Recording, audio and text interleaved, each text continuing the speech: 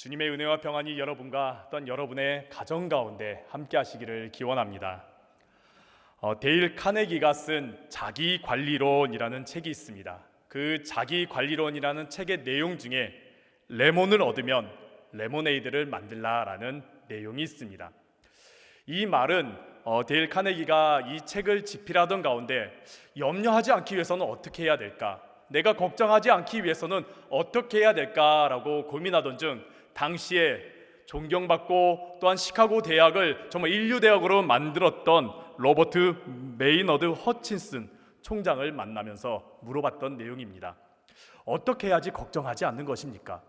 어떻게 해야지 걱정하지 않고 우리가 살아갈 수 있습니까?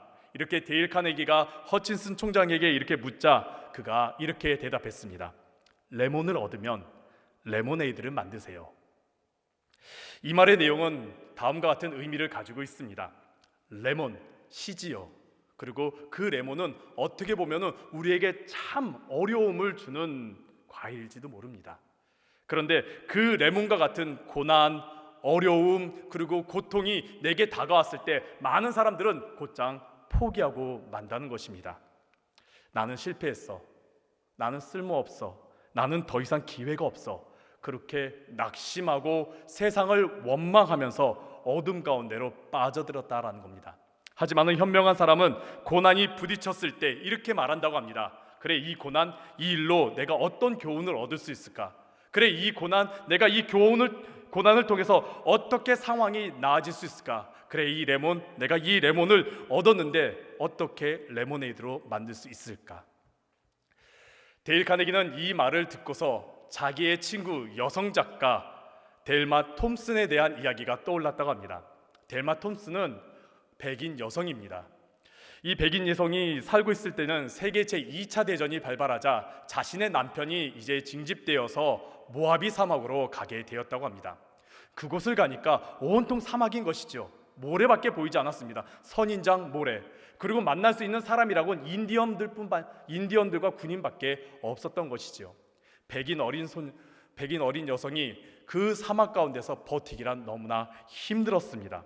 주변을 둘러봐도 모래뿐이고 자신과 대화할 상대는 아무도 없었기 때문입니다. 그래서 모든 것을 다 포기하고 모든 것을 다 내려놓고 다시 돌아가야겠다. 그래, 내가 다시 돌아가기 위해서 아버지에게 편지 써야겠다. 아버지, 나 여기서 더 이상 못 버텨요. 나 다 내팽개치고 다시 돌아가고 싶어요. 나 다시 돌아가고 싶은데 나를 좀 어떻게 좀 해주세요. 지금 이곳 감옥보다 더 못해요. 이렇게 편지를 쓰자 아버지한테서 답장이 왔습니다. 근데 아버지가 답장을 단 2줄만 써서 보내준 것입니다. 단 2줄의 내용이 무엇이냐? 두 사람이 감옥 밖을 내다보았다. 한 사람은 진흙탕을 보고 다른 사람은 별을 보았다. 아버지의 편지에 단 2줄. 두 사람이 감옥 밖을 내다보는데 한 사람은 진흙탕을 보고 있고 다른 한 사람은 별을 보고 있다라고 이 단 2줄의 답장을 보내준 것입니다. 근데 이 단 2줄이 엠마 이 사람을 변화시키게 했습니다. 그 단 2줄이 그 사람을 변화시켜서 그래, 내가 다시 일어나야겠다. 다시 시작해야겠다. 내가 지금 만들고 있는 이 감옥과 같은 이 현실 속에서 내가 진흙탕을 바라보는 것이 아니라 그래, 내가 저 별을 바라보자라면서 삶을 변화시켰습니다. 인디언들을 만나기 시작했습니다. 그리고 황량한 저 사막을 바라보면서 하염없이 생각하고 또 생각하고 또 생각하기 시작했습니다. 그러면서 그녀는 글을 쓰기 시작했고 미국에서 인정받는 여성 작가가 되었습니다. 그가 책을 출판하면서 인터뷰하는 가운데 이렇게 말했습니다. 사막에서 생활하는 동안 너는 불행해, 너는 외톨이야, 너는 희망이 없다. 그런 마음의 소리들이 계속 들려왔습니다. 하지만은 아버지의 편지 이후에 너는 행복한 사람이란다. 너를 이곳에 보내신 분은 하나님이란다. 하나님께서 너에게 새 꿈을 꾸게 하시기를 원하신단다 라는 그 하나님의 음성을 듣기 시작했습니다. 저는 그 하나님의 음성을 들으면서 오늘의 이 자리에 이르게 되었습니다 라고 말했습니다. 미국에 이런 말이 있습니다. 승자는 한 번 더 시도해본 패자이다. 승자는 한 번 더 시도해본 패자이다. 여러분은 어려움 속에서, 힘든 상황 속에서 다시 한 번 더 시도해 본 적이 있으신지요? 여러분은 고난 속에서 다시 한 번 더 기도해 보신 적이 있으신지요? 오늘 본문은 예수님께서 벳세다에서 한 맹인을 치유하신 사건을 담고 있습니다. 벳세다에서 여러 사람들이 맹인을 예수님께로 데려왔습니다. 맹인, 어떤 사람이죠? 앞을 보지 못하는 사람이죠. 앞을 보지 못하기 때문에 늘 깜깜한 가운데, 어둠 가운데 살아가는 인생입니다. 그는 하염없는 어둠 속에서 헤매는 인생이었죠. 물론 모든 맹인이 어둡고 절망 가운데 살아가는 것은 아닙니다. 하지만 오늘 본문 속에 있는 이 맹인은 당시 상황, 또 오늘 본문에 있는 내용을 보면 그는 기쁨보다는 절망, 밝음보다는 어둠 속에서 살아가는, 어둠 가운데 살아갔던 인생입니다. 이러한 맹인을 예수님께서 다가오셔서 그를 치유해 주시고 또한 앞을 보게 해 주셨습니다. 오늘 본문 25절에 있는 말씀을 보니까 예수님께서 이 사람에게 모든 것을 밝히 볼 수 있도록 그 인생 가운데 빛을 더하여 주셔서 그가 밝히 보았다라고 고백하고 있죠. 그런데 오늘 본문에 있는 내용을 보면 예수님께서 다른 치유의 사건과 사뭇 다른 모습을 보게 됩니다. 예수님께서 일반적으로 치유하실 때는 그 자리에서 치유해 주십니다. 그런데 오늘 본문에 있는 말씀을 보니까 예수님께서 이 맹인을 마을 밖으로 이동시키십니다. 마을 밖으로 나아가십니다. 그리고 보통 예수님께서 치유하실 때는 한 번에 치유하시지요. 맹인이든지 말 못하던 자든지 귀신 들린 자든지 보통 한 번에 치유하십니다. 그런데 오늘 본문에 있는 말씀을 보니까 예수님께서 두 번에 걸쳐 안수하시면서 치유하시는 모습을 보이십니다. 보통은 그 자리에서 한 번에 치유하시는데 오늘 본문은 밖으로 나아가시고 여러 번 치유하시는 것을 우리가 보게 됩니다. 왜 그러셨을까요? 오늘 이 물음을 통해서 함께 말씀을 나누어 보도록 하겠습니다. 첫 번째는 예수님께서 왜 밖으로 나아가셨을까요?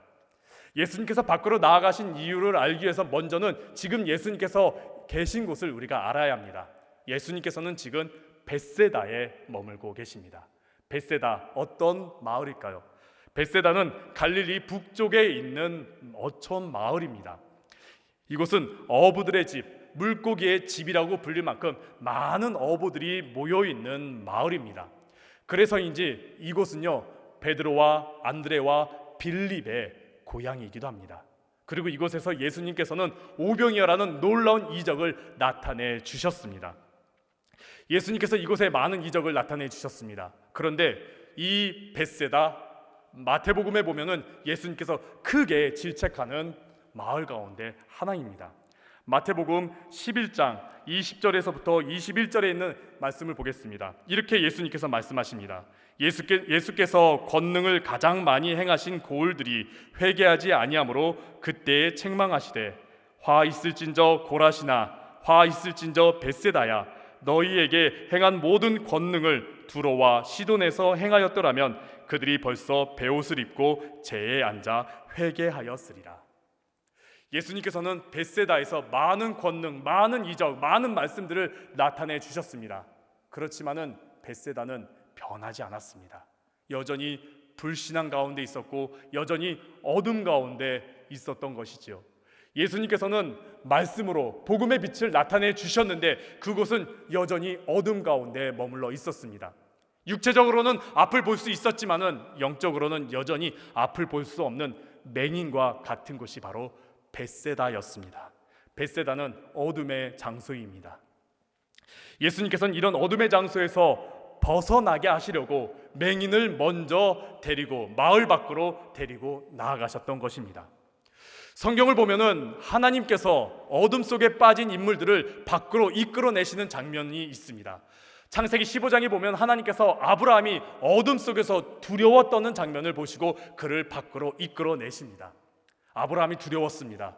아브라함이 두려워 떨고 있는데 그 시간이 언제냐? 밤이었습니다. 아브라함의 인생 가운데 어둠의 시간 가운데 가고 있었던 것이죠. 그때 하나님께서 아브라함을 밖으로 이끄시고서 그리고 하늘에 있는 별을 바라보게 하셨습니다. 어둠 가운데 저 멀리 빛나고 있는 별을 바라보게 하시면서 아브라함과 함께 약속의 말씀을 더하여 주셨습니다. 열왕기상 19장에 있는 말씀을 보면 엘리야가 도망치는 장면이 나옵니다. 열왕기상 18장에서 갈멜산에서 그렇게 놀라운 일을 행하고 하나님의 놀라운 이적을 바라봤음에도 불구하고 열왕기상 19장에 보면은 엘리야가 도망치는 장면이 나오죠. 그렇게 도망치면서 어디로 가느냐? 한 동굴 가운데로 들어가게 됩니다. 그 시간이 성경에서 밤이라고 나타내고 있습니다. 엘리야는 어둠 가운데 있을 때 더 깊은 어둠 속으로 들어갔던 것이죠. 그러자 하나님께서 엘리야에게 말하십니다. 내가 어찌하여 그곳에 있느냐? 너 어찌하여 왜 그 어둠 깊은 가운데 있느냐라고 하나님께서 물으시고서 엘리야를 그 어둠 속에서 이끌어내십니다. 그리고 엘리야에게 소명을 다시 더하시고 그리고 엘리야에게 다시 소망을 더하여 주시지요. 하나님께서는 우리가 어둠 가운데 빠졌을 때 우리를 그곳에 내버려 두시는 분이 아니라 그곳에서 이끌어내 주시는 분이십니다. 그리고 우리를 어딘가로 이동시켜 주십니다. 그것이 어디일까요? 바로 주님 안으로 이동시켜 주십니다. 주님 안으로, 빛이신 주님 안으로, 생명이신 주님 안으로, 길이신 주님 안으로 우리를 이끌어내어 주십니다. 그리고 그곳은 바로 어디냐? 바로 주님께서 응답해 주시는 곳입니다. 우리 함께 요한복음 15장 7절에 있는 말씀을 우리 함께 읽도록 하겠습니다. 요한복음 15장 7절입니다. 너희가 내 안에 거하고 내 말이 너희 안에 거하면 무엇이든지 원하는 대로 구하라. 그리하면 이루리라. 아멘. 주님 안은 응답받는 장소입니다. 주님께서는 우리가 기도할 때에 가장 먼저 하시는 것이 무엇이냐? 응답의 장소로 우리를 이끌어 주십니다. 우리가 기도할 때 하나님께서는 세상 한복판에 그냥 두시는 것이 아니라 불신앙의 장소에 그냥 두시는 것이 아니라 주님 안으로 응답의 장소로 먼저 우리를 이끌어 주십니다. 그렇게 사랑하는 성도 여러분, 내가 그렇게 기도했는데 응답이 나타나지 않는 이유가 무엇일까? 내가 하나님 앞에 그렇게 기도했는데 하나님께서 아무런 응답이 주시지 않는 이유가 무엇일까? 주님께서는 지금 여러분을 응답의 자리로 이끌고 계십니다. 그 믿음을 가지시고 다시 기도하시기를 간절히 바랍니다. 나는 지금 주님께서 응답의 장소 주님 안으로 이끌고 계시는다는 것을 믿으시고 내가 이제 주님의 장소에서 주님 안에서 응답받을 일만 남았다는 것을 믿으시고 다시 한 번 더 기도하는 여러분들 되시기를 간절히 바랍니다. 두 번째는 왜 예수님께서 한 번 더 안수하셨을까요? 오늘 본문과 비슷한 치유 사건이 있습니다. 마가복음 7장 31절 이하에 있는 말씀을 보면은 예수님께서 귀가 들리지 않고 또 말이 어눌한 병자를 치유하시는 내용이 나옵니다. 오늘 본문과 굉장히 비슷하게 치유하십니다. 사람들이 그 병자를 데리고 옵니다. 예수님께서 그 병자를 데리고 어디론가 가십니다. 그리고 그 병자에게 침으로 치유하십니다. 여기까지는 오늘 본문과도 굉장히 똑같습니다. 하지만은 예수님께서 그 본문에서는 그 말씀에서는 한 번에 치유하십니다. 또 맹인이 나오는 장면이 있습니다. 마가복음 10장 마지막쯤에 다가면은 맹인 바디메오가 나옵니다. 바디메오가 예수님께서 지나가신다는 그 말을 듣자 어떻게 합니까? 다윗의 자손이여 나를 불쌍히 여기소서 그렇게 외치지요. 그러자 예수님께서 그 바디메오를 부르시고 그 자리에서 한 번에 치유하십니다. 그런데 오늘 본문은 예수님께서 한 번에 치유하시는 것이 아니라 두 번에 걸쳐서 치유하십니다. 왜 그러셨을까요? 여기에선 예수님의 중요한 응답의 내용이 담겨져 있습니다. 오늘 본문을 다시 한 번 더 보도록 하겠습니다. 예수님께서 그 맹인에게 안수하시고서 치유하시자 그가 눈이 떠졌습니다. 그러자 그 맹인이 이렇게 말하지요. 오늘 본문 14절 24절에 있는 말씀입니다. 쳐다보며 이르되 사람들이 보이나이다. 나무 같은 것들이 걸어가는 것을 보나이다 라고 말합니다. 여기서 본다, 그 맹인이 내가 보입니다 라고 그렇게 써있던 이 본다라는 헬라어는 블레포라는 단어를 사용합니다. 이 블레포라는 단어는 그냥 본다라는 뜻을 가지고 있습니다. 내가 그냥 보인다라는 뜻을 가지고 있습니다. 이 맹인이 지금 예수님께서 치유해 주셔서 그가 눈이 떠져서 보이고 있는 것입니다. 뭔가 보이고 있는 것입니다. 근데 정확히 뭔가 보이는 것 정확하게 알 수 없기 때문에 나무 같은 것들이 움직인다라고 말하죠. 그러자 예수님께서 여기에서 멈추지 않으셨습니다. 다시 그에게 안수하셨습니다. 그러자 그가 어떻게 보였습니까? 오늘 본문 25절 마지막에 이렇게 말합니다. 밝히 보는지라. 밝히 보는지라. 그 단어는 헬라어로 어떤 단어가 쓰이냐? 엠블레포라는 단어로 쓰입니다. 블레포, 그 단어 앞에 아까 보다라는 그 단어 앞에 M이라는 단어가 덧붙이면서 그 뜻이 무엇이냐? 똑같이 보는 건데 그냥 보는 게 아니라 관찰하다, 분별하다. 그리고 우리 성경에선 다른 번역서에는 똑똑히 보이다, 분명히 보이다라고 말씀하고 있습니다. 주님께서는요 분명히 응답하십니다. 근데 그냥 응답하시는 것이 아니라 우리가 온전케 되기를, 정말 가장 좋은 것으로 응답받기를 원하십니다. 그렇기 때문에 하나님께서 내게 한 번에 응답하셔서 끝났다? 그게 아니지요. 하나님께서는 계속해서 우리에게 기도 가운데 응답하고 계십니다. 우리는 한 번 응답받았다고 다 끝났다, 그래 주님께서 이렇게 응답하셨으면 나는 끝이에요, 그렇게 여길지 모르지만은 하나님께서는 우리의 삶 가운데 계속해서 일하고 계십니다. 그러면서 계속해서 우리에게 응답을 더하여 주십니다. 우리가 그 믿음으로 계속해서 기도하시기를 간절히 바랍니다. 하나님께서는요, 한 번의 응답으로 끝내시는 분이 아니십니다. 우리를 온전케 하기 위해서, 우리에게 가장 좋은 것을 주시기 위해서 계속해서 응답해 주시는 분이십니다. 그렇기 때문에 여러분, 그동안 여러분께서 기도하셨던 그 많은 기도의 제목들, 잊고 있었던 그 기도의 제목들 다시 기도하시기를 간절히 바랍니다. 주님께서는 계속해서 우리 안에 일하고 계십니다. 계속해서 우리 안에서 일하시면서 우리의 기도 가운데 응답하고 계십니다. 그 믿음을 가지시는 여러분들 되시길 간절히 바랍니다. 이슬비 전도학교와 규장 출판사의 대표셨던 고 여운학 장로님의 이야기입니다. 고 여운학 장로님께서는 1978년 종로에서 규장 출판 사역을 시작하셨습니다. 그러시면서 신앙서적을 많이 출판하셨고, 그 가운데 사랑의 편지, 또 이슬비 편지 같은 것들, 이슬비 전도학교 같은 것을 하시면서 많은 사역을 하시면서 규장을 성장시켜 나아가셨습니다. 그렇게 규장을 성장시켜 나아가시다가 1996년에 이제 사옥을 짓게 되었습니다. 경부고속도로 바로 옆에 양재동에 규장 사옥을 건축하신 것이죠. 그렇게 완공되자마자 장로님께서는 맨 꼭대기 층에다가 한 현수막을 걸어 놓으셨습니다. 어떤 현수막이냐? 하나님은 당신을 사랑하십니다. 그런데 이 하나님은 당신을 사랑하십니다라는 이 현수막이 고려온단에서 먼저 했었죠. 고려온단에서는 지저스 러브 유라는 그런 전광판을 먼저 경부고속도로 근처에다 세워뒀던 것이지요. 그러자 여운학 장로님이 다른 거 세워야 되겠다고 생각하시면서 문구를 바꾸었는데 이렇게 바꾸었습니다. 왜 걱정하십니까? 기도할 수 있는데. 왜 걱정하십니까? 기도할 수 있는데. 이 문구를 바꿀 때가 언제냐면은 1997년입니다. 그때 언제입니까? IMF 외환위기가 터질 때이죠. 많은 사람들이 경제적으로 무너졌을 때입니다. 물질 때문에 너무나 힘들어할 때입니다. 많은 사람이 낙심하고 주저앉을 때였지요.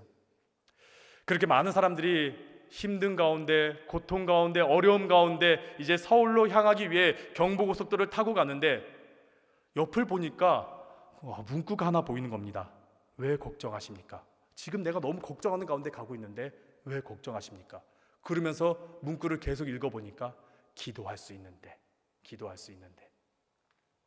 이 문구가 많은 사람들에게 위로가 되었다고 합니다. 그리고 이 문구로 말미암아 다시 믿음으로 일어섰고, 그래 다시 기도해보자, 그래 내가 지금 이렇게 주저앉고 있는 것이 아니라 다시 기도해보자라는 그런 도전을 받아 기도하기 시작했습니다. 이런 소식들이 여러 군데서 들어오자 그 여운학 장로님께서 그 소식을 듣고 이 문구가 그냥 낮에만 보이는 것이 아니라 밤에도 보여야 되겠구나 라면서 전광판을 만들면서 지금에 이르게 되었습니다. 사랑하는 성도 여러분, 다시 기도하시길 바랍니다. 기도를 멈추지 마시고 다시 기도하시길 바랍니다. 내가 잊고 있었던 기도의 제목, 주님께서 이 정도 응답하셨으면 됐다라는 그 기도의 제목들 우리 그냥 포기하지 마시고 다시 기도하시기를 간절히 바랍니다. 우리는 보통 기도할 때 어떻습니까? 그냥 바로 지금 이 즉시 한 번에 응답받기를 원하지요. 네, 주님께서 응답해 주십니다. 우리를 기도의 자리로, 또 응답의 자리로, 주님의 자리로 우리를 지금 인도하시기 위해 지금 응답하고 계시고, 그리고 계속해서 우리 가운데 일하고 계십니다. 가장 좋은 것을 주시기 위하여, 또한 우리를 온전케 해주시기 위하여 계속해서 응답해 주십니다. 그 응답을 신뢰하시면서 기도하시면서 다시 시작하시고 다시 일어나시는 여러분들 되시기를 간절히 바랍니다. 포기하지 마시고 기도하시는 여러분들 되시기를 간절히 바랍니다.